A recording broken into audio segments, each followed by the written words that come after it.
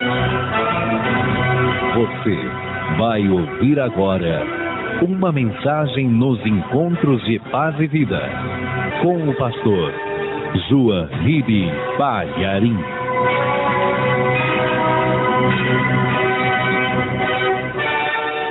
Pegue a palavra de Deus e abra no livro de Gênesis, capítulo 3, versículo 22.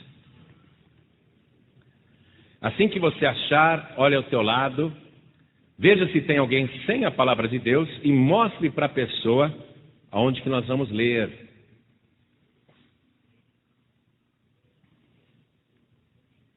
Livro de Gênesis, capítulo 3, versículo 22. Achou? Está escrito assim: Então disse o Senhor Deus: Eis que o homem é como um de nós, sabendo o bem e o mal. Ora, pois, para que não estenda a sua mão, e tome também da árvore da vida, e coma, e vive eternamente, o Senhor Deus, pois, o lançou fora do jardim do Éden, para lavrar a terra de que fora tomado. E havendo lançado fora o homem, pôs querubins ao oriente do jardim do Éden, e uma espada inflamada que andava ao redor, para guardar o caminho da árvore da vida. Amém? Eu vou reler apenas o versículo 24. Preste atenção. E havendo lançado fora o homem, pôs querubins ao oriente do jardim do Éden, e uma espada inflamada que andava ao redor, para guardar o caminho da árvore da vida. Agora eu leio mais uma vez, e cada pessoa que está comigo na sede da Paz e Vida repete em seguida. Vamos lá.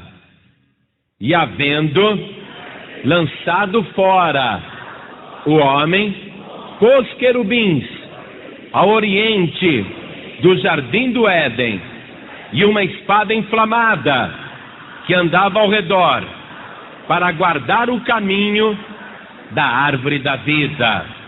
Amém? Você acredita na palavra de Deus? Eu também acredito. É lógico que Deus, quando inspirou Moisés para escrever os 5 primeiros livros da Bíblia Sagrada, o Pentateuco, os judeus a chamam de Torá, é lógico que Deus não estava nem um pouquinho preocupado em dar explicações técnicas e científicas a respeito da criação. Ele deu uma visão bem resumida, enfim, para a gente compreender a origem das coisas que a ciência a cada dia vem confirmando. Eu acredito, independente da ciência hoje estar comprovando que é exatamente como a palavra diz, eu sempre acreditei. Quem acredita na palavra de Deus? Levante a mão. Então vamos dar a melhor salva de palmas para essa palavra. E enquanto você aplaude, abra a tua boca e diga glória a Deus. Vai aplaudindo e diga: meu Deus, eu creio na tua palavra. Isso, vai aplaudindo dando glória. Você que está acompanhando pela rádio, pela internet, pela TV ou num DVD, junte-se a nós e glorifique a Deus conosco. Abra a tua boca e diga glória, glória, glória a Deus. Isso, continua, vai aplaudindo e glorificando. Pai querido e Deus amado, olha quanta gente te exaltando porque crê na tua palavra. Pai bendito, abre o céu para receber este louvor. E sobre cada vida que te glorifica, derrame a tua bênção, a tua graça, a tua virtude, o teu poder. Pai querido, esta multidão quer ouvir a tua palavra. Ninguém está interessado no homem, todos querem ouvir a palavra da tua boca. Então vem agora com teu espírito, tome o lugar do pregador, tome a boca do mensageiro, envia a tua palavra com poder e autoridade, e que a tua palavra vá e produza o resultado para o qual está sendo mandada. Em nome do Senhor Jesus, diga amém, Jesus. Poder se assentar, por favor. Vamos lá, vamos voltar para o princípio então. Quando Deus se assentou para esculpir o ser humano, Deus não foi fazendo igual um escultor da terra que pega um monte de barro e vai moldando e lhe dando forma. Deus não foi pegando um punhado de barro e juntando para fazer a escultura do primeiro ser humano. Deus, como o mais brilhante químico e físico do universo, ele foi pegando do solo do jardim do Éden, preste atenção, do solo do paraíso, o solo mais fértil e generoso que havia no planeta, a terra mais pura e de maior qualidade que havia na terra. Deus, ele foi separando cuidadosamente os ingredientes, os sais minerais, os componentes do que havia no solo. Porque a ciência já comprovou que o corpo humano é feito exatamente da mesma matéria que há no solo. É uma coisa impressionante. Então Deus, ele, como um químico, ele foi equilibrando as partículas, os sais, os minerais, os componentes. Ele foi dosando, entendeu? Ele não foi pegando barro e montando uma pessoa, fazendo uma estátua. Ele foi equilibrando com a sua brilhante inteligência, com a sua inteligência fenomenal. Ele foi fazendo uma escultura toda balanceada, toda equilibrada, com os componentes, os ingredientes do solo. Tudo muito calculado, tudo muito equilibrado. E quando aquela escultura feita pelos dedos de Deus ficou pronta, Deus olhou para aquela estátua assim, né? Como quem olhava nos olhos da estátua, e Deus se aproximou e assoprou nas narinas da estátua, e o espírito, o fôlego de vida entrou naquelas narinas de barro, e chegaram no pulmão, porque ele esculpiu tudo por dentro, cada órgão também. Você já viu uma estátua ser esculpida desse jeito, com todos os órgãos? E aquele pulmão de barro começou a se mover e não parou mais de se mexer. Você nem se deu conta, mas dentro de você está o fôlego de vida dado por Deus, e sem que você precise ordenar, o teu pulmão está aí funcionando, respirando, e não apenas pegando ar, né? Distribuindo oxigênio para cada célula do teu organismo, alimentando todo o corpo de energia, excluindo aquilo que é lixo das células, enfim, está tudo funcionando. Aí Deus, maravilhado, feliz da vida, realizado com a obra-prima da sua criação, eu imagino Deus colocando a mão assim no ombro daquela estátua, agora viva, não é? Aquele ser vivo, e Deus, orgulhoso como Criador, dizendo: eu vou te chamar de Adão, da palavra Edom, que quer dizer vermelho, porque olha como o chão aqui do jardim do Éden é vermelho, é daqui que você foi tirado. Deixa eu te mostrar tudo que eu já preparei para você. E Deus ficou passeando com Adão naquele jardim de delícias, naquele jardim maravilhoso. E Deus foi mostrando: olha, está vendo essas árvores e esses frutos que estão pendurados nelas? Você pode comer de tudo quantas vezes quiser. Agora, Adão, dá uma olhada aqui no meio do jardim. Tem duas árvores. Uma é a árvore da vida. Pode comer à vontade. Coma à vontade. Do lado dela, está vendo aquela árvore ali? Aquela é a árvore da ciência do bem e do mal. Do fruto daquela árvore, você não poderá comer. Porque no dia em que você comer, você certamente morrerá. E quando Deus falou desta maneira com Adão, Deus não estava ameaçando. Deus estava dando um conselho de amigo, que quer o bem da pessoa, que quer proteger a pessoa. Olha, não coma do fruto desta árvore da ciência do bem e do mal, porque no dia em que você comer deste fruto, certamente morrerás. Entendeu, Adão?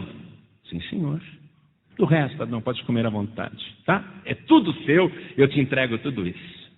Então Deus deu tudo para Adão, e ele ficou ali naquele jardim, vivendo em total felicidade, até que um dia Deus falou: eu vou aumentar a felicidade deste homem. Vou fazer uma companheira para ele. Aí Deus fez Adão pegar num profundo sono, anestesiou Adão, vamos dizer assim, numa linguagem mais fácil de entender, e Deus fez uma cirurgia no lado esquerdo de Adão e tirou dele uma costela, e daquela costela ele extraiu o DNA do homem, fez umas modificações no DNA e esculpiu uma nova criatura, criou a mulher, tirada da costela do homem, e é lógico que Deus aproveitou para caprichar, não é? O pessoal até diz assim: poxa, se a mulher é tão linda e foi tirada da costela, imagina se Deus tivesse tirado do lombo, do filé mignon, não é? Se da costela é essa maravilha. E quando Adão acordou daquela anestesia e viu a mulher, a felicidade dele foi total. Aí Deus não falou mais nada. Quem passou a discipular a nova criatura, a mulher, a Eva, foi o Adão. Porque Adão tinha ouvido a palavra da boca de Deus. E Adão agora repete com Eva aquilo que o Criador tinha feito com ele. Eu imagino Adão também colocando o seu braço no ombro da Eva, a mão no ombro dela, e passeando todo feliz naquele jardim, mostrando: vem cá, vou te mostrar, tem umas cachoeiras, tem umas águas aqui, não é? Te mostrar umas coisas lindas. E ele foi mostrando todo o jardim do Éden para Eva, e a levou no centro do jardim e disse: Eva, olha, você está vendo aquela árvore ali? Aquela do lado direito? Aquela árvore tem um fruto que nós não podemos pegar, porque se a gente comer daquele fruto, Eva, Deus disse que nós vamos morrer. Então, Eva, me prometa, eu não quero perder você. Me prometa que você não vai nem tocar no fruto daquela árvore. Me prometa, Eva, me diga se você entendeu. Nós podemos comer de todos os frutos aqui, não tem problema nenhum, mas do fruto daquela árvore, da ciência do bem e do mal, Eva, me prometa que você não vai nem encostar o dedo. Eu não quero te perder, Eva. E a Eva prometeu: claro, meu amor, fique tranquilo. Não vou nem relar o dedo. Não vou nem chegar perto. Agora, preste atenção. Eva está recebendo a palavra não da boca de Deus, mas da boca de Adão. Concorda comigo? Eva ainda não era criada quando Deus falou: Adão, daquele fruto você não pode comer, porque se você comer certamente morrerás. Adão ouviu isso da boca de Deus, mas Eva não ouviu isso da boca de Deus, e aí está o problema. Ela ouviu da boca do homem, de alguém que a estava discipulando. Então, ela achou que essa palavra era boa, e ela guardou, ótimo. Mas o diabo, a serpente, não é?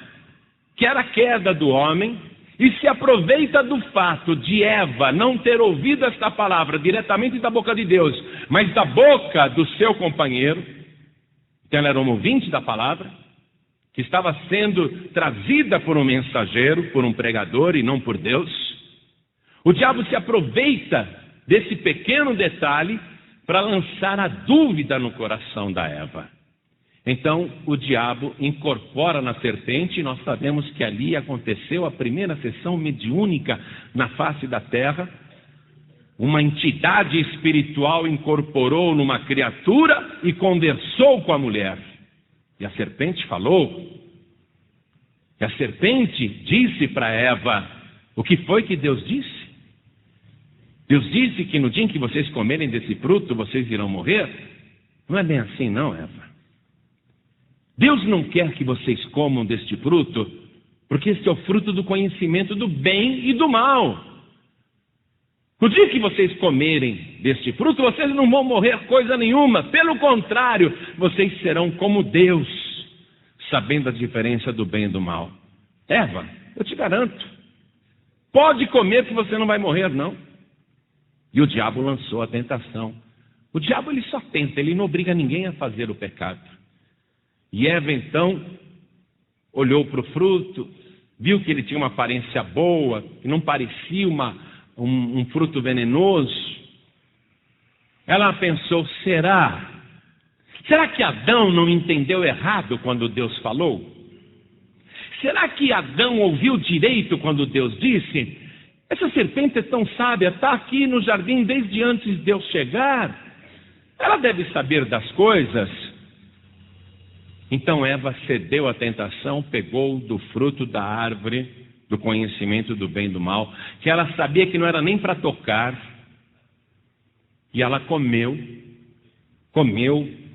com receio, lógico, deu a primeira mordida, viu que não aconteceu nada, viu que o sabor era bom, mordeu de novo, viu que não caiu morta, comeu o fruto inteiro. Poxa, não morri, serpente, eu não te falei? Não morreu coisa nenhuma. Então eu vou levar para o meu marido também. E pegou outro fruto e levou lá para o esposo.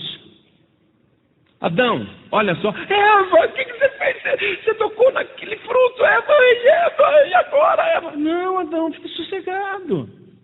A serpente abriu os meus olhos. Se você comer deste fruto, nós seremos como Deus. Não morre coisa nenhuma. Olha aqui, Adão, estou aqui.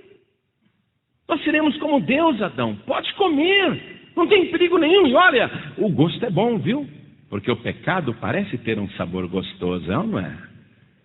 O pecado parece dar prazer. Mas no fim ele é amargo. Escute. Adão comeu daquele fruto. Comeu com receio e viu que não morreu e comeu inteiro. Imediatamente veio-lhe o conhecimento. Mas preste atenção, não o conhecimento do bem, mas o conhecimento do mal. Porque o conhecimento do bem, tanto Eva como Adão já sabiam, desde o primeiro instante em que abriram os olhos. Viram Deus, estavam no lugar mais maravilhoso do planeta, tinham toda a fartura, tudo que era de bom e do melhor, eles já tinham acesso, desfrutavam diariamente da presença de Deus, que sempre ao final do dia ia visitar aquele casal. O bem eles já conheciam. Transgredir a ordem de Deus não trouxe nenhum acréscimo para conhecer mais o bem, porque o bem eles já conheciam no limite máximo. Pegar aquele fruto e transgredir a ordem de Deus trouxe o conhecimento do mal. Só do mal. E qual o primeiro mal que eles viram? Viram que estavam nus e acharam isso indecente. Mas agora o conhecimento do mal mostrou que aquela nudez era indecente. Qual outro conhecimento do mal que eles tiveram? Da vergonha. A vergonha, por isso fizeram lá uma roupa improvisada com folhas de figueira e se cobriram. A vergonha um do outro, o conhecimento da vergonha. Antes eles não tinham vergonha, não é? Não tinham maldade nenhuma, não havia malícia. O que é que eles estão conhecendo agora? Só coisas ruins, não estão conhecendo nada de bom. Eles vão conhecer agora o medo, porque antes eles não conheciam o medo. Eles escutam os passos de Deus no final do dia e eles se escondem, os dois se escondem atrás das árvores. Medo. Eles não sabiam o que era isso. Qual outro conhecimento mal que eles viram naquele momento? Conhecimento da dissimulação. A Eva jogou a culpa na serpente e o homem jogou a culpa na Eva e por sua vez jogou a culpa em Deus. O conhecimento da ironia. A mulher que o Senhor me deu, foi a mulher que o Senhor me deu. Em outras palavras, ele estava culpando Deus. Só o conhecimento do mal. Nada de bom foi acrescentado, nada de bem foi acrescentado. Mas quando você pratica uma transgressão contra a ordem de Deus, você não fica conhecendo em teoria apenas o mal. Você sofre as consequências do mal. Vamos ver uma coisa. Primeiro, Adão e Eva, eles vão conhecer a consequência do mal, de conhecer o mal, de fazer o mal, de ter dado entrada ao mal. Deus diz à mulher: com dor agora você vai ter os teus filhos. Será uma dor insuportável, para você se lembrar do que você fez. Você vai sentir uma dor atroz para colocar descendentes nesse planeta. Conhecimento da dor, sentir na própria carne a dor, porque antes eles não conheciam a dor. Não havia dor de cabeça, não havia enxaqueca, não havia nenhum tipo de dor no corpo, não havia dor nenhuma no organismo humano. O conhecimento da dor, vai sentir a dor na própria carne. Adão e Eva agora, eles vão passar a viver o conhecimento na carne de todo o sofrimento que eles não precisavam passar por isso. Olha só, o que Deus falou para Adão: por tua causa, porque você deu ouvidos à tua mulher e deixou de ouvir a minha palavra para ouvir a tua mulher, maldita é a terra por causa de ti. Com dor comerás dela todos os dias da tua vida. É com dor, amados. A nossa alimentação é dolorosa. Por mais que você queira facilitar a sua alimentação, é com muita dor que você obtém essa alimentação. Você tem que dar o teu sangue para se alimentar, para comer, dar o sangue no seu trabalho. E Deus diz: e o seu trabalho será penoso. Olha só, no suor do teu rosto comerás o teu pão. Veja, não vai ser mais essa fartura fácil de mão beijada. Teu sustento agora vai ser com muito suor. Antes Adão nunca havia transpirado, suado para produzir no jardim de Deus. Agora, se ele quiser comer, se ele quer frutos que antes estavam disponíveis em grande quantidade, agora ele vai ter que suar para ter esses frutos, no suor do teu rosto. E Deus ainda lhe dá a pior notícia do conhecimento do mal. Deus diz: lembra que eu te chamei de Adão por causa de Edom, vermelho, desta terra vermelha de onde te tirei? Você vai comer o teu pão de cada dia com suor do teu rosto, até que você torne a terra, porquanto és pó.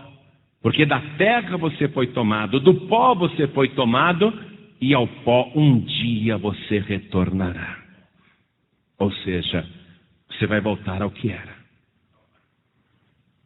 E a pior dor que eles ficaram conhecendo, o pior mal, foi a separação de Deus. Serem retirados do jardim do Éden e expulsos do jardim do Éden. O que o pecado prometeu foi muito prazer, mas no final é só amargura, só tristeza, só sofrimento.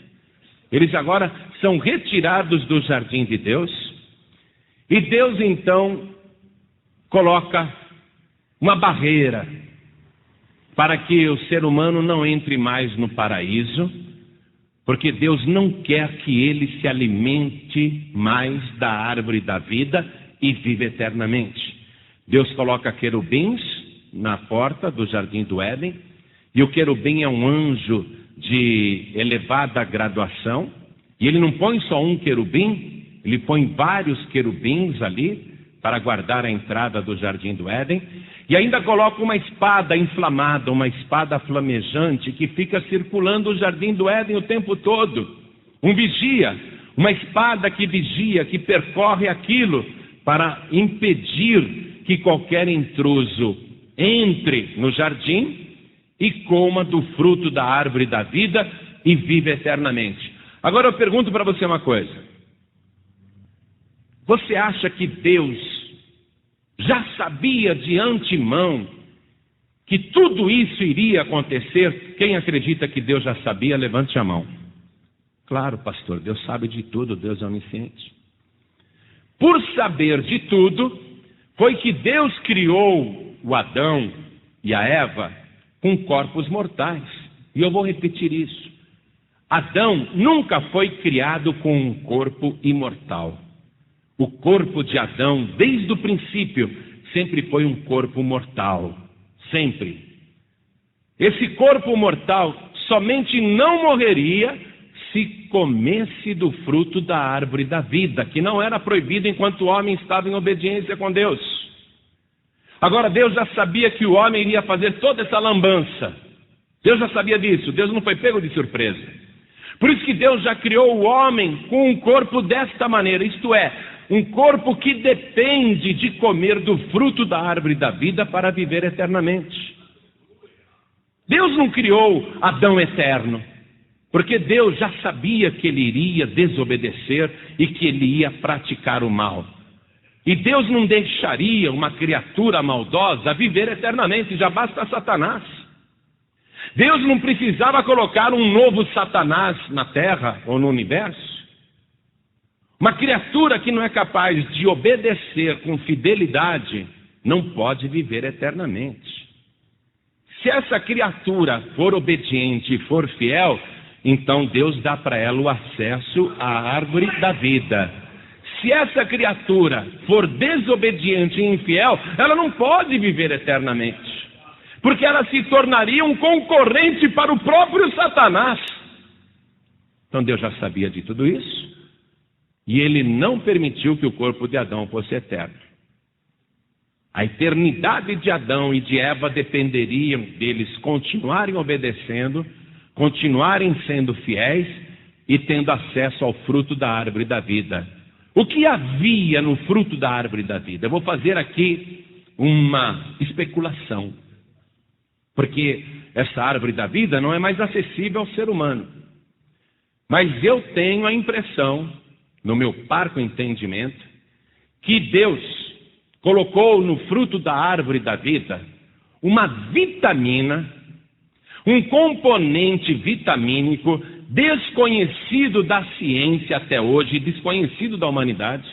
Um componente vitamínico, eu estou falando assim para a gente entender nessa nossa linguagem tão pobre, vamos dizer, era uma vitamina que havia no fruto da árvore da vida, uma vitamina secreta que quando o homem comia, essa vitamina agia em cada célula do seu organismo e fazia com que essas células continuassem se multiplicando e fazendo uma reposição das células que morriam. Deixe-me dizer isso. Todos nós, amados, inclusive Adão e qualquer bebezinho que nasce, desde o primeiro momento em que a pessoa está viva, ela já começou a morrer. No dia em que Deus assoprou nas narinas de Adão o fôlego de vida, e ele se tornou alma vivente, naquele mesmo dia ele já começou a morrer. E por que nós morremos? Porque as nossas células morrem. Nosso corpo é formado de células. Essas células, elas se procriam, elas se dividem. Quando as células estão se dividindo, algumas morrem, enquanto outras nascem, outras morrem. O fruto da árvore da vida, quando o ser humano comia, fazia com que as nossas células continuassem vigorosas para continuarem se reproduzindo e repondo as células que morriam. Veja só, o nenezinho quando nasce, a mulher deu à luz nesse minuto, esse bebê já está morrendo. Quando uma mãe está lá fazendo a limpeza da criança, você já reparou que na pele da criança tem uma escamação? Você reparou que no bumbumzinho da criança tem aquelas assaduras, aquelas peles se soltando, e a mãe passa um óleo Johnson ali para combater a assadura? Aquilo combate a assadura, mas não impede a morte das células. Desde que o bebezinho nasce, ele já está morrendo. Foi a mesma coisa com Adão. Quando Adão estava no jardim do Éden, ele comia do fruto da árvore da vida, que era permitido. Então, esse fruto interagia com cada célula e fazia com que as células se multiplicassem e repusessem a quantidade de células que morria, fazendo um equilíbrio perfeito no organismo humano. Quando o homem não teve mais acesso à árvore da vida, a essa vitamina da eternidade, essa vitamina secreta do fruto da vida, Então, não há mais essa reposição equilibrada de células no organismo humano. A pessoa quando nasce, olha só, ela já está morrendo, mas o bebezinho tem uma capacidade de gerar muito mais novas células do que aquelas que morrem. E assim acontece até a adolescência, até a pessoa se tornar adulto. Quando atinge o auge, aos 21 anos, que são anos vigorosos, o ser humano ele vai começar a viver um equilíbrio dessas células, e à medida que o tempo vai passando, a quantidade de células que morre acaba sendo muito maior do que as células que nascem. Começa a haver um déficit, um saldo negativo de células vivas. A quantidade de células mortas acaba se tornando muito maior do que a quantidade de novas células que estão surgindo. O corpo vai perdendo a capacidade de criar novas células. É isso que acontece. Sem o fruto da árvore da vida, sem essa vitamina secreta de Deus, o corpo humano ele vai passar por um processo que vai redundar num envelhecimento. À medida que o tempo vai passando, o nosso corpo vai perdendo a elasticidade, a pele vai ficando enrugada e a pessoa começa a sofrer uma falência no organismo. A gente envelhece.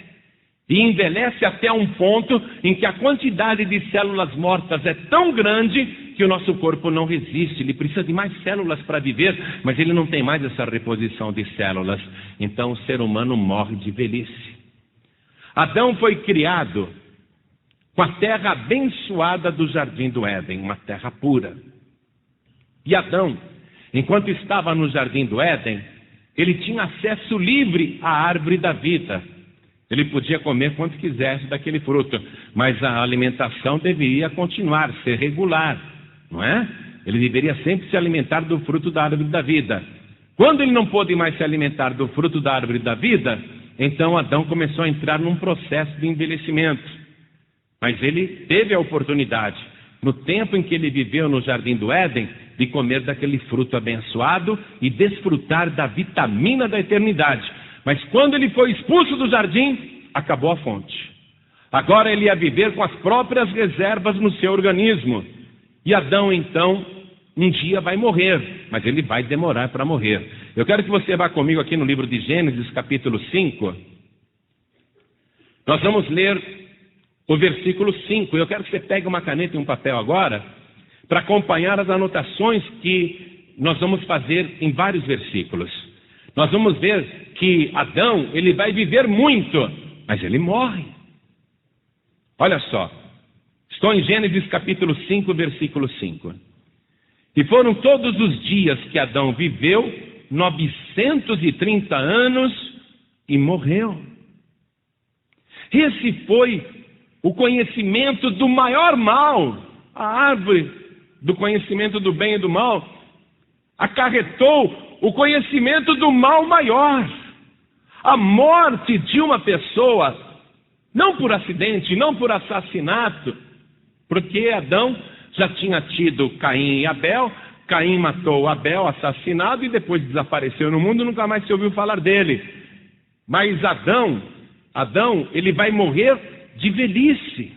Olha só, o conhecimento do maior mal, a morte por velhice. Perder uma pessoa querida, perder uma pessoa extraordinária através da morte por velhice. Viveu bastante. Viveu 930 anos. Isso não é fantasia não, amados.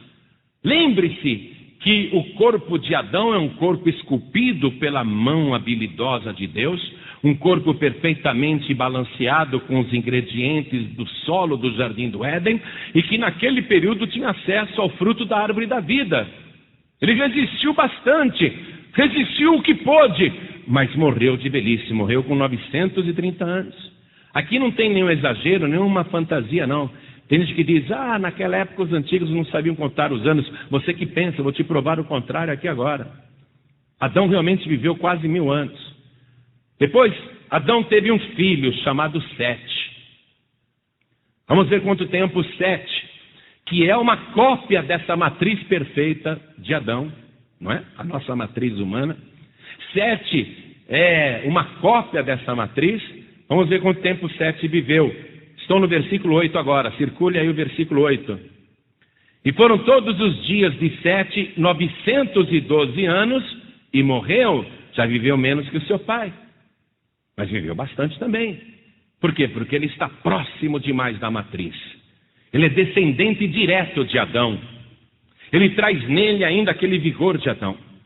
Sete teve um filho chamado Enos. Vamos ver quanto tempo Enos viveu. Estão no versículo 11. E foram todos os dias de Enos 905 anos, e morreu. Esse Enos teve um filho chamado Cainã. Vamos ver quanto tempo Cainã viveu. Versículo 14. E foram todos os dias de Cainã 910 anos, e morreu. Olha só, viveu um pouquinho mais do que o seu pai, 5 anos a mais, mas morreu. Parece que o que ele viveu a mais vai fazer falta para o próximo que ele vai gerar. Ele teve um filho chamado Maalalel.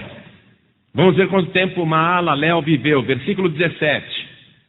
E foram todos os dias de Maalalel 895 anos, e morreu. Maalalel vai ter um filho chamado Jared. Vamos ver quanto tempo esse Jared vai viver. E foram todos os dias de Jared, estou lendo aqui no versículo 20 agora. E foram todos os dias de Jared 962 anos, e morreu. Viveu bastante, viveu até mais que Adão. Esse Jared, ele teve um filho chamado Metusalém. Ele teve um filho chamado Enoque. É um filho extraordinário, né? O Enoque, ele andou com Deus. Esse Enoque não passou pela morte. Está escrito aqui no versículo 23. Foram todos os dias de Enoque 365 anos.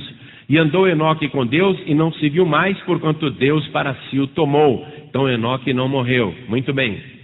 Esse Metusalém, que na verdade era filho de Enoque, ele chama Metusalém porque ele viveu bastante. Você já ouviu aquela expressão? Aquele homem é um Matusalém, quer dizer, para se referir a uma pessoa que vive muito.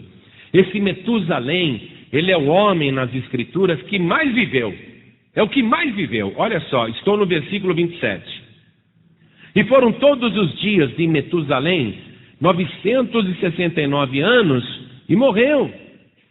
Foi o homem que mais viveu, mas morreu. Agora parece que todo esse vigor que Metusalém chamou para si, parece que ficou faltando para o seu descendente. Dá uma olhada nisso, ó. Metusalém teve um filho chamado Lameque. Vamos ver quanto tempo Lameque viveu. Versículo 31. E foram todos os dias de Lameque 777 anos, e morreu. Aí Deus chegou à seguinte conclusão: poxa, alguém viver tanto, mesmo Lameque viveu 777 anos, alguém viver tanto para ser desobediente, para fazer maldade, para prejudicar as pessoas. Não, eu profetizo agora que o homem não viverá mais tanto tempo assim. Aí Deus colocou um limite. Estou no capítulo 6 de Gênesis, no versículo 3. Então disse o Senhor: não contenderá o meu espírito para sempre com um homem, porque ele também é carne. Porém os seus dias serão 120 anos. Por aqui você vê que não tem fantasia ou conta errada na longevidade de Adão e de Metusalém, por exemplo. Deus está dizendo agora, o ser humano vai viver 120 anos. Ocorre, porém, que Deus manda o dilúvio na terra, porque aquela geração antes do dilúvio não valia a pena continuar com ela, porque vivia muito e porque também praticava a iniquidade direta. Então Deus mandou o dilúvio na terra e salvou a família de Noé. Noé, sua esposa, seus 3 filhos, suas 3 noras se salvam, 8 pessoas. Com essas 8 pessoas, Deus vai querer repovoar o planeta, mas de pessoas que lhe obedeçam, de pessoas que sejam fiéis. Então Deus vai permitir que Noé viva muito, porque tem que repovoar a terra. Noé não pode morrer cedo. Ele está sozinho no planeta. Então ele tem que viver bastante. Então Deus ainda não cumpre os 120 anos. Deus ele vai reduzir gradativamente até chegar nessa idade. Vamos acompanhar aqui quanto tempo Noé viveu. Estou em Gênesis capítulo 9, vamos no versículo 29. E foram todos os dias de Noé 950 anos, e morreu. Noé teve 3 filhos, Sem, Cã e Jafé. A palavra não vai dizer quanto tempo viveram os outros, vai se referir apenas a Sem, o pai dos semitas, porque de Sem vai descender Abraão. Então agora a Escritura vai contar apenas o tempo de vida de Sem, de Cã e de Jafé não vai contar, porque interessa apenas a história da vida de Sem, até chegar em Abraão, porque dele vai descender Abraão. Então vamos ver quanto tempo Sem, filho de Noé, viveu. Gênesis capítulo 11, estou no versículo 10. Agora você vai ter que fazer uma continha, preste atenção, acompanhe aí. Estas são as gerações de Sem. Sem era da idade de 100 anos e gerou a Arfaxade, 2 anos depois do dilúvio. E viveu Sem, depois que gerou Arfaxade, 500 anos e gerou filhos e filhas. Aí o Sem vai morrer. Olha só, quando ele tinha 100 anos, ele teve um filho Arfaxade. Depois que ele gerou o Arfaxade, ele viveu mais 500 anos. 500 com mais 100, quanto é? Então anote aí do lado. Sem viveu 600 anos. Olha como está reduzindo. Vamos ver o Arfaxade, o filho de Sem. Versículo 12. E viveu Arfaxade 35 anos e gerou a Salá. E viveu Arfaxade, depois que gerou a Salá, 403 anos e gerou filhos e filhas. Então Arfaxade tinha 35 anos quando teve um filho chamado Salá. Depois que ele teve esse filho, ele viveu mais 403 anos. Soma 403 com mais 35 anos. Quanto dá? 438. Anote aí do lado. Arfaxade viveu 438 anos. Olha a redução. Nós lemos que Arfaxade teve um filho chamado Salá. Vamos ver quanto tempo viveu Salá. Versículo 14. E viveu Salá 30 anos e gerou a Éber. E viveu Salá, depois que gerou a Éber, 403 anos e gerou filhos e filhas. Então, vamos lá. Se Salá tinha 30 anos quando gerou a Éber, e depois disso ele viveu mais 403 anos, 403 com mais 30, quantos anos viveu Salá? 433, anote aí do lado. Vamos ver o Éber, versículo 16. A gente já viu isso, quando um vive mais, vai fazer falta para o descendente. Esse Éber vai viver mais do que o pai dele, preste atenção. Estou no versículo 16. E viveu Éber 34 anos e gerou a Peleg. E viveu Éber, depois que gerou a Peleg, 430 anos e gerou filhos e filhas. Então ele viveu 464 anos, anote aí do lado. Olha só. E o Peleg? O Peleg, quanto tempo ele viveu? Peleg, ele tinha 30 anos de idade e gerou a Reu. E viveu Peleg, depois que gerou a Reu, 209 anos e gerou filhos e filhas. Então vamos lá. Ele viveu 209 anos, com mais 30, que era a idade que ele tinha quando gerou a Reu. Então ele viveu 239 anos. Anota aí do lado. Olha aí, Peleg viveu 239 anos. Veja como está reduzindo. Esse Peleg, ele tinha tido um filho chamado Reu. Vamos ver quanto tempo viveu Reu. Estou no versículo 20. E viveu Reu 32 anos e gerou a Serug. E viveu Reu, depois que gerou a Serug, 207 anos e gerou filhos e filhas. Some as duas datas aí. Deu 239 anos. Viveu igual ao pai dele. O Serug, ele tinha um filho também, não é isso? Ele tinha um filho, e diz aqui a palavra, vamos ver quanto tempo ele viveu. Versículo 22. E viveu Serug 30 anos e gerou a Naor. E viveu Serug, depois que gerou a Naor, 200 anos e gerou filhos e filhas. Então 200 anos, com mais 30 que ele tinha quando gerou a Naor, ele viveu 230 anos. E Naor? Naor quanto tempo viveu? Eu quero explicar para você que Naor já é o avô de Abraão. Estamos chegando perto de Abraão. Ele vai ser o avô de Abraão. Vamos lá. Naor quanto tempo viveu? Estou no versículo 24. E viveu Naor 29 anos e gerou a Tera. Esse Tera vai ser o pai de Abraão. E viveu Naor, depois que gerou a Tera, 119 anos e gerou filhos e filhas. Então 119 mais 29 anos, ele viveu 148 anos. Olha como está reduzindo. E Tera, quanto tempo viveu? Esse Tera, o versículo 32 diz, o pai de Abraão, né? Está aqui, ó. E foram os dias de Tera 205 anos, e morreu Tera em Harã. Esse Tera é o pai de Abraão. Ele gerou Abraão. Quanto tempo então Abraão viveu? Chegamos em Abraão. Você viu que a idade está reduzindo, a longevidade está diminuindo. Vamos no livro de Gênesis, capítulo 25, versículo 7 agora. Vamos ver quanto tempo viveu Abraão. Esses, pois, são os dias dos anos da vida de Abraão, que viveu 175 anos. E morreu. Abraão teve um filho chamado Isaque. Vamos ver quanto tempo Isaque conseguiu viver. Gênesis capítulo 35, vamos no versículo 28.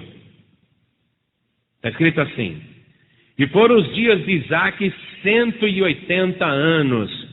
Isaque expirou e morreu, e foi recolhido aos seus povos, velho e farto de dias, e Esaú e Jacó, seus filhos, o sepultaram.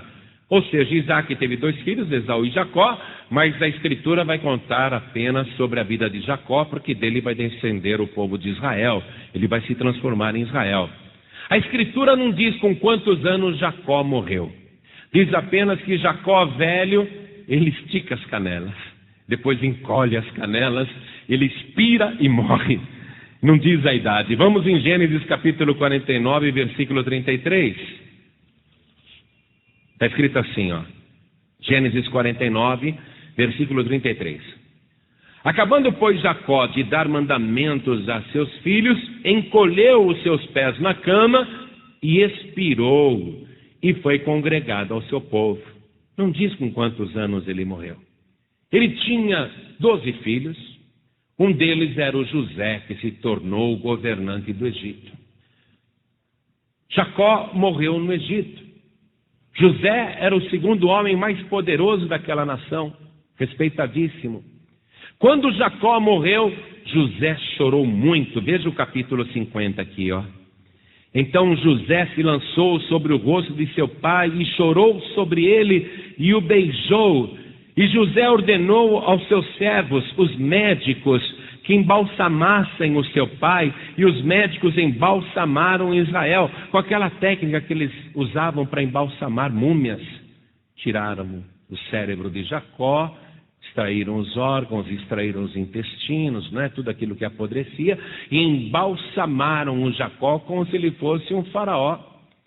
E diz aqui que José, e não só José, todo Israel chorou muito a sua morte. Diz aqui o versículo 3. E cumpriram-se-lhe 40 dias, porque assim se cumprem os dias daqueles que se embalsamam. E os egípcios o choraram 70 dias. Não só os descendentes de Jacó estão chorando, mas até os egípcios estão chorando, e choraram 70 dias. José ainda vai chorar mais 7 dias pelo seu pai. 77 dias eles vão chorar. E por que eles estão chorando dessa maneira? Porque, na verdade, amados, quando a gente vai num funeral e a gente chora, quando a gente vai num cemitério e chora, a gente chora pelo morto, é verdade, pela saudade que dá, pelo sofrimento, pela ausência daquela pessoa. Mas, na verdade, nós choramos também um pouquinho por nós mesmos, ou muito, porque olhamos no caixão e olhamos no cemitério e vemos ali o nosso próprio destino. Porque, com raras exceções, todos passam pela morte. Com raríssimas exceções, ali está o nosso futuro. Todos passam pelo vale da sombra da morte. É por isso que nós choramos. É o conhecimento do maior de todos os males. E José, amados? E José, com quantos anos ele morreu então? Já que de Jacó não se fala nada com quantos anos ele morreu, vamos ver com quantos anos morreu José. Estou no capítulo 50 mesmo, versículo 26. E morreu José da idade de 110 anos, e o embalsamaram, e o puseram num caixão no Egito. Anote aí do lado, ele morreu com 110 anos. Lá em Gênesis capítulo 6, versículo 3, Deus profetizou: eu não vou mais contender com o homem porque ele é caro. Os dias do homem agora serão 120 anos. José chorou tanto a morte de Jacó, mas ele morre dentro do limite que Deus estabeleceu. Amados, todos morrem. E nós morremos porque nossas células estão morrendo.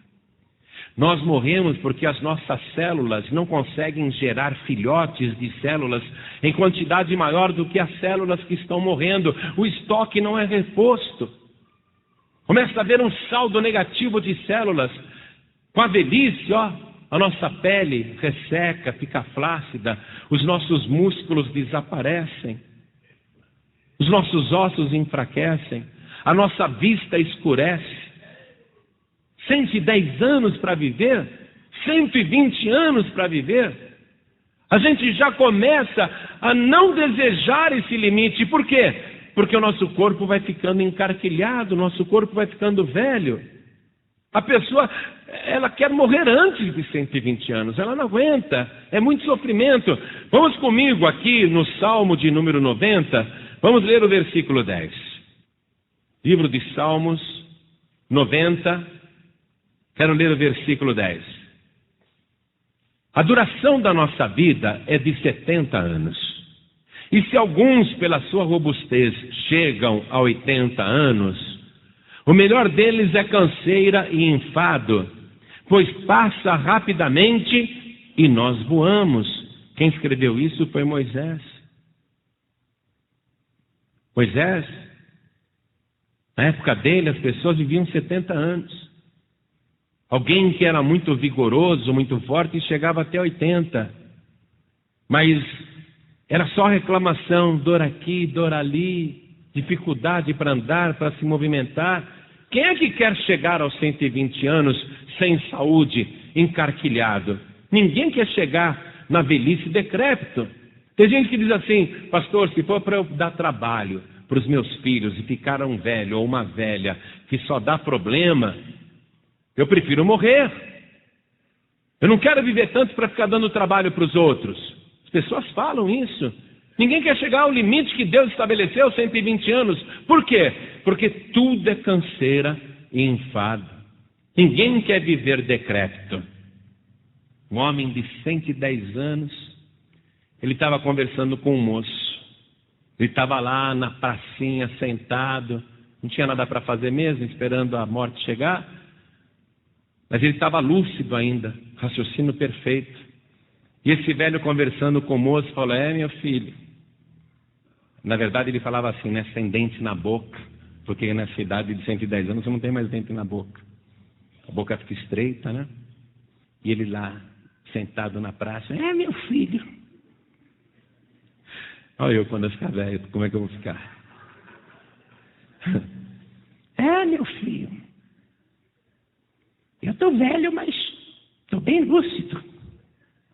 Olha, 6 horas da manhã, não preciso nem de despertador. 6 horas da manhã eu acordo. Aí, meu filho, quando é 7 horas da manhã em ponto, eu faço xixi. Aí, quando é 8 horas da manhã em ponto, eu faço cocô. E aí, quando é 8:30 da manhã, eu consigo levantar da cama. É ruim envelhecer, não é? Viver 110 anos, 120 anos, para alguém ficar trocando fralda para você? Fazendo xixi na cama, fazendo cocô na cama, não conseguindo nem levantar. Não é?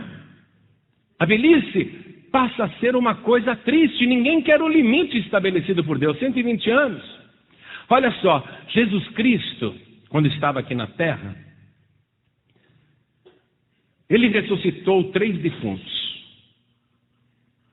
Ele ressuscitou primeiro o filho da viúva de Naim, que era um jovem, já colocado no caixão de defunto, sendo levado para o cemitério. Jesus parou o funeral e disse para o morto: menino, mancebo, a ti te digo, levanta-te. E o defunto abriu os olhos e ressuscitou. Todo mundo ficou apavorado, assustado. Jesus ressuscitou esse menino.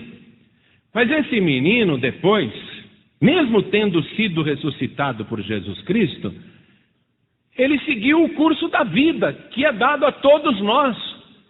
Cresceu, envelheceu e morreu. Não viveu eternamente. Foi ressuscitado por Jesus, mas não viveu eternamente, morreu. Jesus um dia foi chamado para orar por uma menina doente, mas quando ele chegou lá, a menina já estava morta faz tempo. Era a Talita, uma menina de 12 anos. Jesus chegou lá no funeral, ainda na casa, entrou no quarto junto com Pedro, Tiago e João e a mãe e o pai da menina morta, fechou a porta do quarto. Jesus pegou na mão da defuntinha e disse: menina, te digo, levanta-te. E a Talita ressuscitou, não é? Ela tinha 12 anos de idade quando ressuscitou. Mas a Talita depois cresceu, envelheceu e seguiu o curso natural da vida. A Talita não viveu eternamente, a Talita morreu. Apesar de ter sido ressuscitada por Jesus, um dia a Talita morreu. Jesus um dia chegou lá no cemitério onde estava o corpo apodrecido de Lázaro, sepultado há 4 dias. Jesus mandou tirar a pedra do sepulcro, saiu aquele cheiro de morte, carne putrefada, e Jesus Cristo olhou para dentro daquela sepultura e disse: Lázaro, vem para fora! E o defunto ressuscitou. E nós vamos ver Lázaro participando de um banquete em homenagem a Jesus Cristo, que o ressuscitou, e Lázaro está lá, vivinho da Silva. Mas Lázaro não se tornou imortal, porque depois Lázaro morre também. O que faltou para o filho da viúva de Naim? O que faltou para a Talita? O que faltou para o Lázaro? Apesar deles terem sido ressuscitados por Jesus, o que faltou para eles? A vitamina secreta do fruto da árvore da vida, que a pessoa que come isso, ela vive eternamente, certo? O seu corpo vai produzir células em quantidades suficientes para manter o corpo vivo e sempre jovem e tudo funcionando. Ora, essas pessoas todas morreram, todas elas morreram. Faltou o fruto da árvore da vida. E diga uma coisa: onde está essa árvore da vida? Nós lemos lá em Gênesis capítulo 3, não foi? Nós lemos lá, vamos retornar. Nós lemos lá no princípio que essa árvore e esse fruto da vida eterna está lá no jardim do Éden, está lá no paraíso de Deus. Olha só, Gênesis capítulo 3, versículo 24. E havendo lançado fora o homem, pôs querubins ao oriente do jardim do Éden, e uma espada inflamada que andava ao redor para guardar o caminho da árvore da vida. Está no jardim do Éden, está no paraíso de Deus. Se nós queremos viver eternamente, nós temos primeiro que conhecer Jesus, porque ainda que a pessoa esteja morta, ele vai ressuscitar essa pessoa. A pessoa tem que entregar a vida para Jesus. E tem que ser obediente e fiel todos os dias da sua vida, para que um dia possa ter direito a comer esse fruto que está lá no jardim de Deus, no jardim do Éden. Jesus confirmou que a árvore da vida está ali no jardim do Éden. Vamos comigo no livro de Apocalipse, capítulo 2. Vamos no versículo 7. Estou em Apocalipse, capítulo 2, versículo 7. Jesus diz assim: quem tem ouvidos, ouça o que o Espírito diz às igrejas. Ao que vencer, e é só para vencedor, preste atenção. Ao que vencer, dar-lhe-ei a comer da árvore da vida, que está no meio do paraíso de Deus. Nós lemos lá em Gênesis que a árvore da vida estava no meio do jardim do Éden. E Jesus está confirmando que a árvore da vida continua no mesmo lugar, no meio do paraíso de Deus. Mas quem que vai ter direito de entrar ali e pegar o seu fruto? O que vencer. Adão não venceu, por isso que ele foi tirado do paraíso. E Adão não venceu por quê? Porque ele não perseverou em obedecer a Deus, não perseverou em ser fiel, deu ouvidos à mulher e à palavra do diabo. deixou de lado a palavra de Deus. Por isso que ele foi expulso do jardim e impedido de comer do fruto da árvore da vida.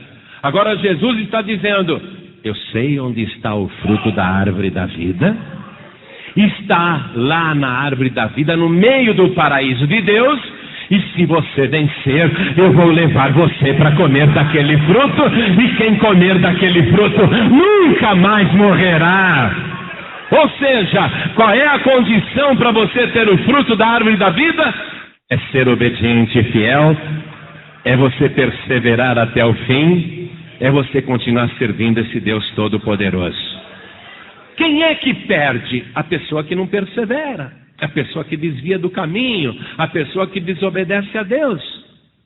O paraíso não está mais na terra, amados.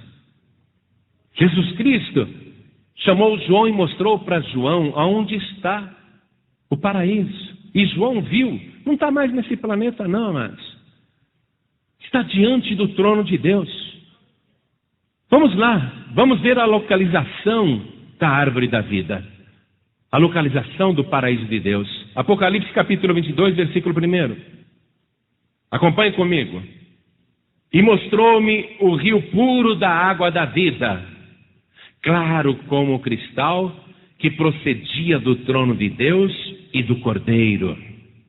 No meio da sua praça, olha só, parece que o Jardim do Éden foi urbanizado agora, tem uma praça, né? Tem uma praça linda lá. Não é mais aquele monte de árvore e mato. Não tem mais bicho à vontade andando para tudo quanto é lado. A serpente não está lá. Olha só.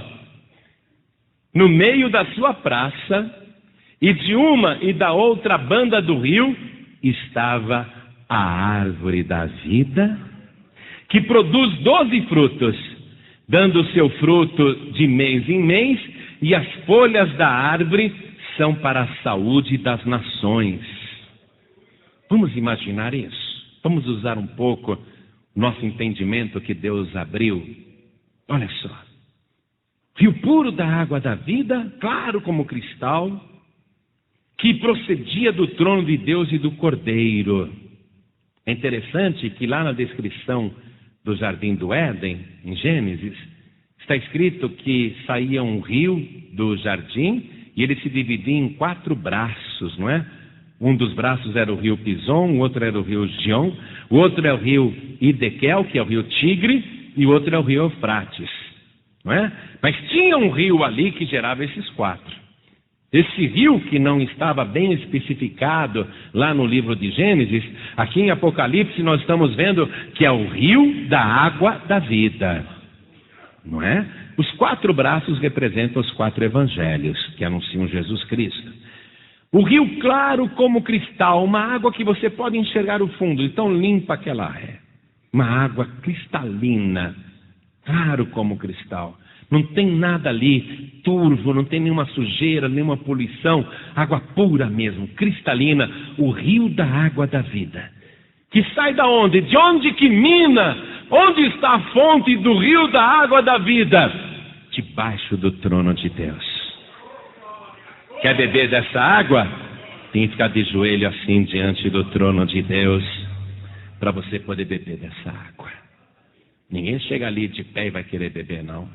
Se quiser beber, tem que se ajoelhar, tem que se abaixar, porque procede debaixo do trono de Deus e do Cordeiro. Veja, não apenas de Deus, mas do Cordeiro. O que significa que eu preciso do Cordeiro para chegar no trono de Deus. Qualquer religião oferece Deus, mas uma religião que não oferece Jesus como Cordeiro não coloca você diante do trono de Deus. É impossível. E diz aqui, ó, no meio da sua praça, então tem uma praça, e de uma e da outra banda do rio estava a árvore da vida. Então imagina o seguinte, a praça, vamos imaginar que ela é redonda, no meio dessa praça, a árvore da vida, e é uma árvore tão grande, tão gigantesca, não é? Que ela estende os seus ramos, as suas folhas e o seu fruto. E o rio da água da vida, que vem de lá, debaixo do trono de Deus, ele circula essa praça, ele se divide em 2 braços, ele circula essa praça. Então a árvore da vida que está no meio da praça, ela estende os seus ramos até a margem de lá do rio e até a outra margem do rio. Os ramos, as folhas são estendidas. Eu vejo assim. E na margem do rio da água da vida tem essa árvore gigantesca, eu não sei te precisar o tamanho, mas ela é enorme, ela é gigantesca, e as suas folhas ficam ao alcance das pessoas que estão aqui na margem do rio da água da vida, e numa altura que você pode pegar e comer do fruto da árvore da vida, e se alimentar de eternidade. E olha só, para a saúde das nações, até as folhas são medicinais. Mantém o corpo saudável, mantém o corpo sempre com saúde. Quem pode entrar? É Jesus Cristo mesmo que responde aqui no versículo 14. Jesus diz assim: bem-aventurados e santos, aqueles que lavam as suas vestiduras no sangue do Cordeiro, para que tenham direito à árvore da vida e possam entrar na cidade santa pelas portas. Não adianta qualquer religião oferecer outro caminho aí, reencarnação, filosofia, meditação, não adianta. A pessoa tem que lavar os seus pecados no sangue de Jesus Cristo. Quem lava as suas vestiduras no sangue do Cordeiro, entra na cidade onde está o paraíso de Deus, a pessoa entra pelas portas. Aqueles querubins continuam guardando a entrada do paraíso de Deus. A espada flamejante continua passando.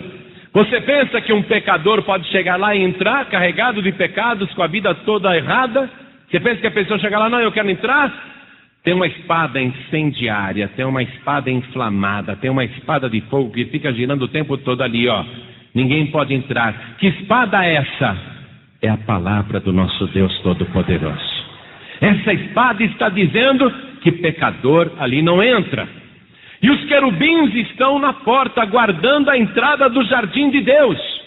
Não adianta uma pessoa desobediente, uma pessoa infiel, chega lá, eu quero entrar. Tem um querubim que é um ser muito poderoso, que não vai permitir que uma pessoa carregada de pecados entre ali. Agora, se você chegar ali, naquele portal, que tem querubins de sentinelas, muitas sentinelas, e a espada virando o tempo todo, o querubim vai dizer: espera um pouquinho, por que você quer entrar aqui? Aí aquela própria espada, que é a palavra de Deus, vai responder: essa pessoa pode entrar porque ela foi lavada pelo sangue de Jesus Cristo.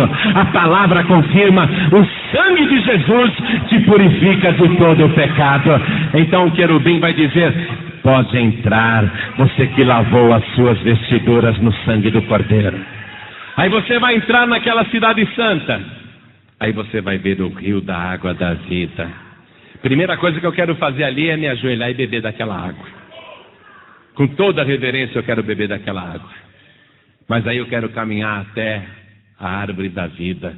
Porque quem entrou lá é porque venceu. Quem entrou lá é porque é obediente. Quem conseguiu contemplar esse cenário futuro, mais real, vai ver a árvore da vida e o seu fruto.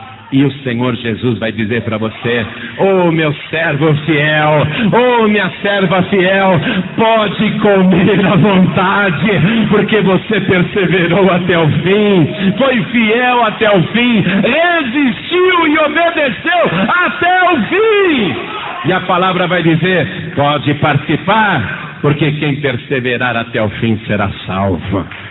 Jesus disse: ao que vencer, dar-lhe-ei de comer do fruto da árvore da vida que está no meio do paraíso de Deus.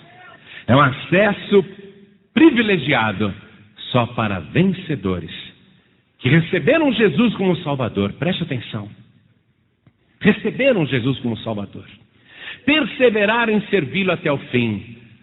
Pode ser que a pessoa morreu, assim como Lázaro morreu, como o filho da viúva de Naim morreu, assim como Talita morreu, pessoas que Jesus depois ressuscitou. Pode ser que você morra também Mas assim como ele ressuscitou o filho da viúva de Naim, ressuscitou a filha de Jairo, ressuscitou também a Lázaro, se você morrer em Cristo, Ele vai te ressuscitar também. Ele prometeu isso. Ele vai te trazer da sepultura. E ressuscitado, Ele vai dizer, vai logo, entra logo e coma à vontade do fruto da árvore da vida. Aí você vai viver eternamente. Esse acesso é só para os vencedores. Jesus Cristo, Ele deixa claro quem não vai entrar. Vamos ver isso? Eu quero te dar uma surra de Bíblia hoje. Uma surra de palavra. Porque a gente não está brincando de pregar o Evangelho aqui. A coisa é muito séria para brincar. Jesus mesmo está falando, olha, Jesus é amoroso, misericordioso, bondoso. Mas olha o que Ele diz aqui no versículo 16. Eu, Jesus, enviei o meu anjo para vos testificar estas coisas nas igrejas. O livro de Apocalipse chama o pastor de anjo da igreja. Essas coisas são para ser testificadas nas igrejas. Preste atenção. Estou testificando para você, como anjo da igreja. Jesus, Ele mesmo, Ele falou, eu, Jesus, enviei o meu anjo para vos testificar estas coisas nas igrejas. Preste atenção. Quem é que não entra? Está aqui no versículo 15. Quem não entra? Ficarão de fora os cães, e os feiticeiros, e os que se prostituem, e os homicidas, e os idólatras, e qualquer que ama e comete a mentira. Quem são os cães, amados? É lógico que ele não está se referindo à raça canina. Quem são os cães? Os cães são os infiéis. Aqueles que não dão valor para o que é sagrado, que trocam o sagrado para praticar o profano, que zombam das coisas sagradas, que desprezam a palavra de Deus. Estes são os cães, cães de rua, cães sem dono, que não têm Jesus como Senhor e amo, que não têm Jesus como dono, como proprietário de suas vidas. Cães sem donos, cães vadios, cães de rua. Cães que vivem no mundo soltos, em todo tipo de imundície, que não hesitam em deixar o que é sagrado para praticar o que é profano e revirar o lixo em busca de alimento. Pessoa que facilmente troca a igreja por um passeio, por uma diversão, por um prazer. Pessoa que não dá valor para o que é sagrado, valoriza mais o que é profano. Ficarão de fora os cães. E os feiticeiros. Ora, toda pessoa que recorre a um artifício das trevas, ou da magia negra, ou alguma simpatia, para obter qualquer coisa ou livramento que ela deveria buscar com Deus, mas ela quer buscar através da feitiçaria. Já que essas pessoas não buscam a Deus, ficarão de fora, porque preferem o feitiço, a magia negra, do que buscar o poder de Deus. Preferem o poder das trevas, então ficarão de fora. E os que se prostituem são aqueles que vivem na carne, só no prazer da carne, que pegam este corpo, que é o templo vivo do Espírito Santo, e transformam este corpo aqui apenas num objeto material. Usa o corpo como objeto. A pessoa que se prostitui vive só na carne, não adora a Deus em espírito e em verdade, vive só para a carne, só cultiva a carne. Ela se dedica ao prazer da carne. A carne para ela é tudo. Imagina que esta pessoa vem para a igreja. Ela não é espiritual, ela é carnal. Como ela só se prostitui no mundo, como ela é uma pessoa carnal, não é uma pessoa espiritual, então ela não pode participar das coisas espirituais, ficará de fora. E os homicidas ficarão de fora, os assassinos. Amados, Jesus Cristo, quando estava aqui na terra, Ele ampliou o conceito de homicídio. No Sermão da Montanha ele falou assim: ouvistes o que foi dito, não matarás, e qualquer que matar será réu de juízo. Porém eu vos digo que qualquer que, sem motivo, se encolerizar contra o seu irmão, já é réu de juízo. Ou seja, ele comparou essa cólera ao homicídio. Os homicidas ficarão de fora. Uma pessoa que não dá valor para a vida, que não preserva a vida, Como é que ela vai querer viver eternamente se é um homicida? E os idólatras também ficarão de fora. Amados, o idólatra é a pessoa que adora ídolos. É a pessoa que considera uma imagem sagrada, que fica diante de um ídolo feito de barro, de chumbo, de plástico, de madeira, de ouro, de prata, de qualquer material.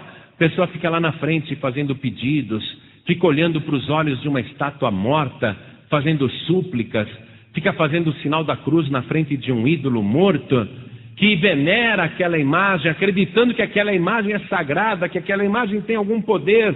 A pessoa estabelece aquela imagem como centro de seu culto, de sua adoração. Esses são os idólatras, ficarão de fora. Desde Gênesis até Apocalipse, a palavra de Deus diz o tempo todo que não existe ídolo ou imagem sagrada. A imagem pode ter sido benzida pelo Papa, mas ela é maldita. Não adianta a pessoa achar que adorando um ídolo, ela vai conseguir ir para o céu. Ah, mas eu acredito em Deus, em Jesus Cristo. Mas ele está dizendo, os idólatras ficarão de fora. Não entra. E qualquer que ama e comete a mentira. Preste atenção, essa parte pega muita gente. Até você que não é cão, que não é feiticeiro, que não é prostituta, que não é um homicida, que não é um idólatra, você está arriscado a cair aqui por esse último artigo. E qualquer que ama e comete a mentira. A mentira, disse Jesus, é filha de Satanás. Jesus disse que o diabo é o pai da mentira.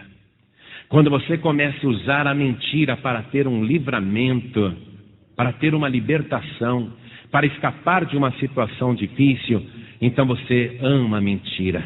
A mentira passa a ser um recurso que você usa e que você diz, puxa, escapei, contei uma mentira para o meu chefe, contei uma mentira para minha esposa, contei uma mentira para o meu marido, contei uma mentira para o meu pai, contei uma mentira para minha mãe, contei uma mentira para o meu patrão, e a pessoa acreditou, ainda bem. Ainda bem? Ainda bem? Ainda bem? Meu Deus do céu.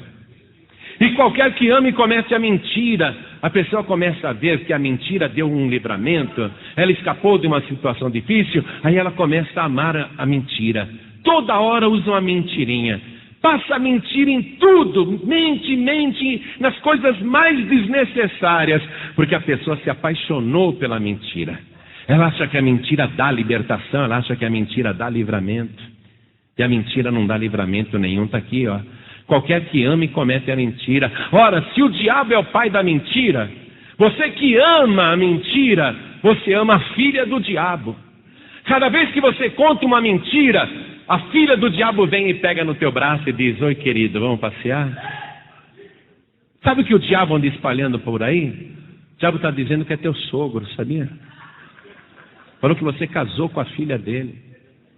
Você está usando a mentira, exibindo ela o tempo todo. O diabo está todo orgulhoso de você. Casou com a minha filha. É meu genro. Usa a mentira. E o espírito que está dentro de uma mulher é a mesma coisa, viu?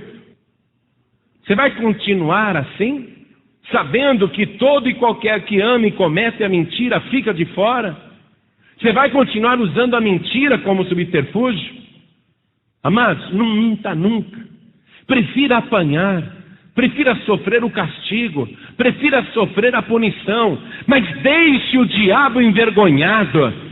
Admita diante do inferno que você não mente, porque Jesus Cristo é o teu único, verdadeiro e eterno Salvador.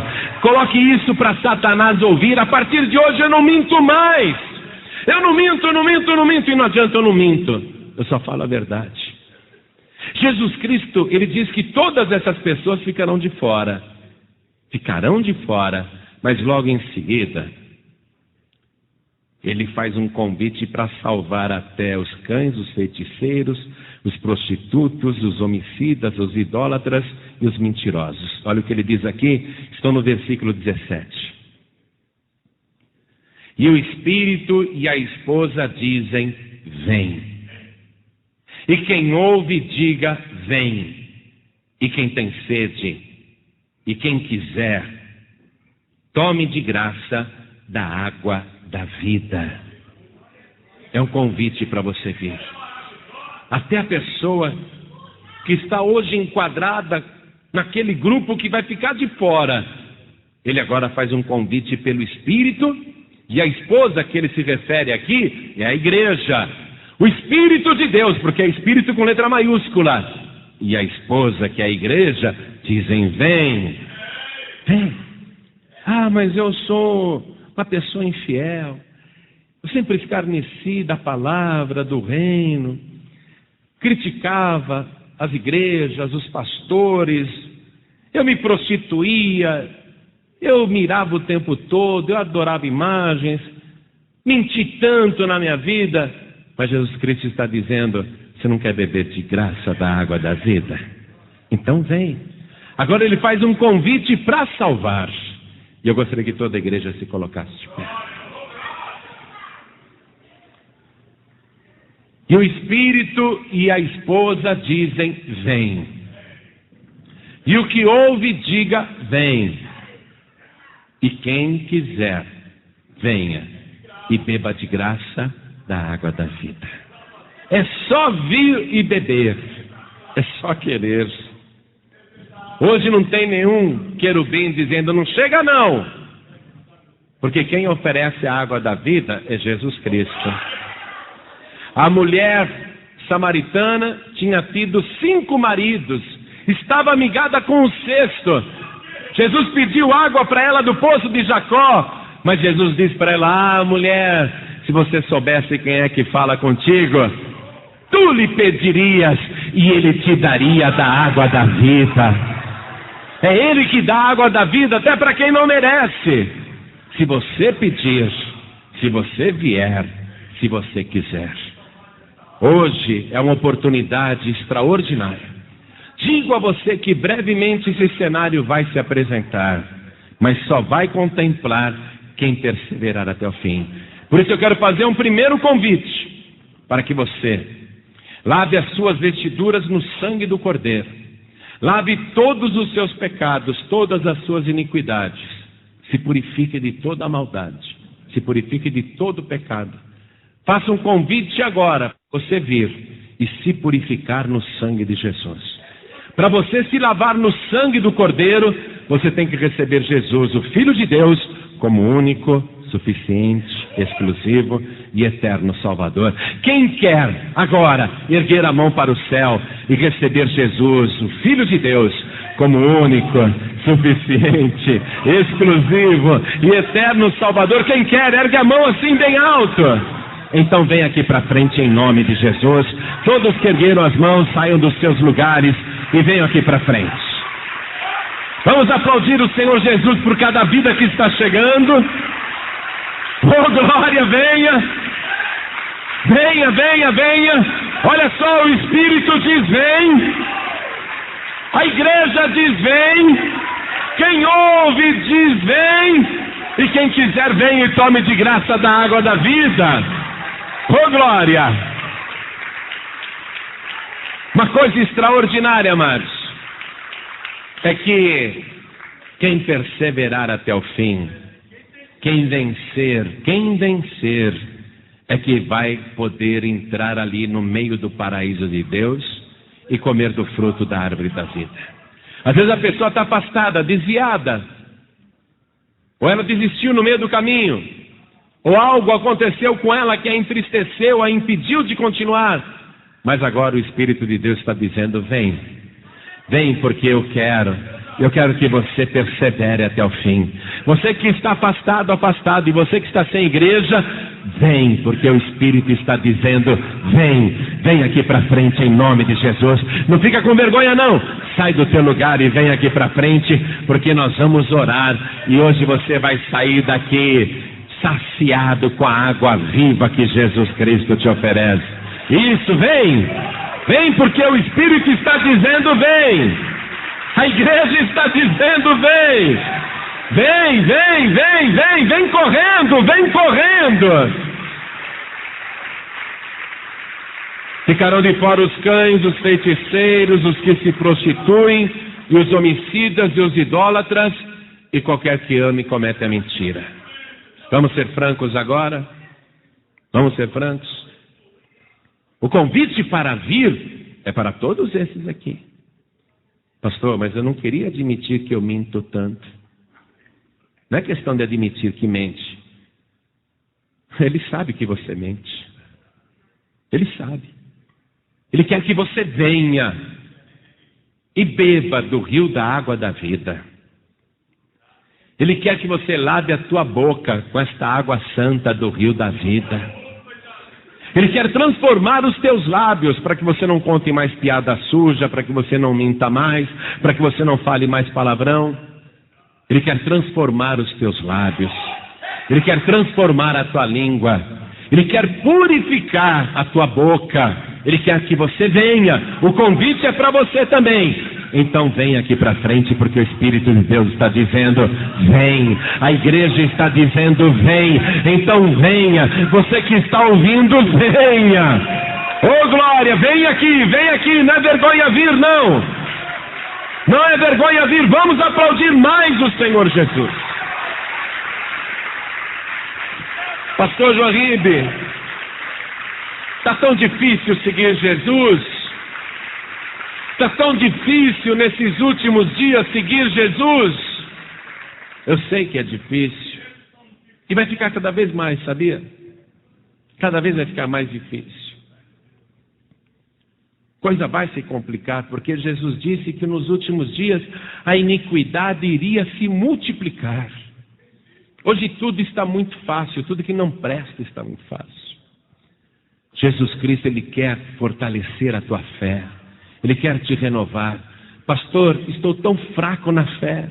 Vem aqui para frente em nome de Jesus, que nós vamos orar. Ele vai te fortalecer, Ele vai te renovar. Quem tem ouvidos para ouvir, ouça o que o Espírito diz às igrejas. E quem está ouvindo, venha. Venha do jeito que você está, porque hoje você vai sair daqui fortalecida. Enquanto mais pessoas estão vindo, quero falar com você que está ouvindo pela rádio, quero falar com você que está ouvindo pela internet e com você que está dirigindo o teu veículo e ouvindo esta mensagem. A palavra é essa. Tudo já está revelado. Quer entregar tua vida para Jesus? Quer voltar para Jesus? Então se ajoelhe ao lado do teu rádio, se ajoelhe ao lado do teu computador, se ajoelhe ao lado do teu televisor, você que está assistindo essa mensagem. Quer voltar para Jesus? Dobre os seus joelhos aonde você está. Você que está dirigindo, não precisa parar o veículo. Diminua a velocidade e coloque a mão direita sobre o teu coração, porque nós vamos orar. Eu vou pedir para você que veio até diante do altar, que você dobre o seu joelho agora. Dobre o seu joelho. Quero falar com as pessoas que estão ouvindo à distância ou assistindo à distância. Dobre os seus joelhos também. Você que está dirigindo, coloque a mão direita sobre o teu coração. E você que está comigo aqui, coloque a mão direita também sobre o teu coração.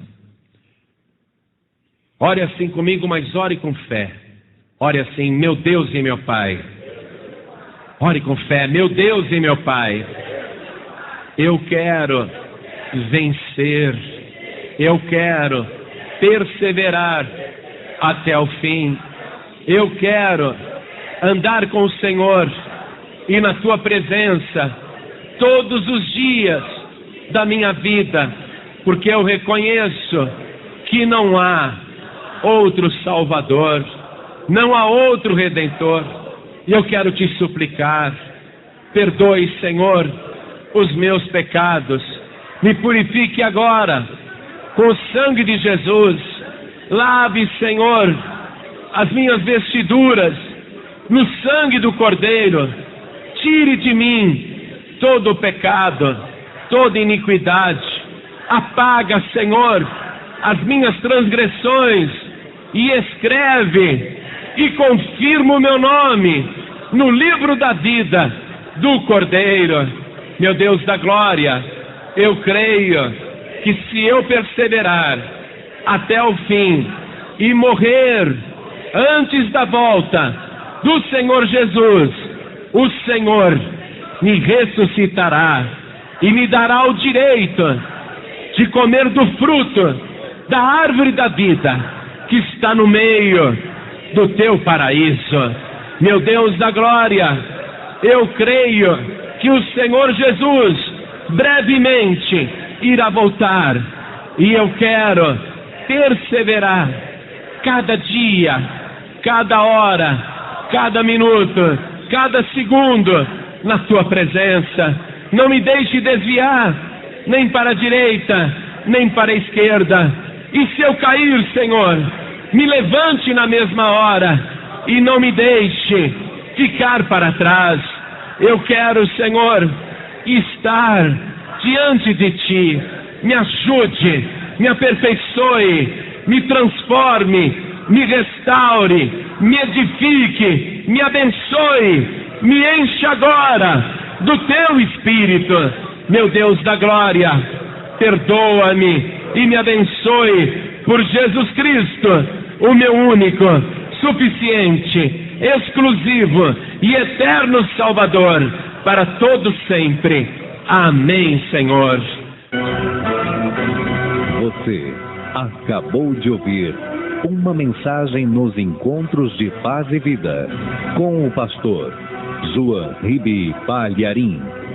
Participe você também dos Encontros de Paz e Vida, às 8 horas da manhã, às 3 horas da tarde e às 7 horas da noite.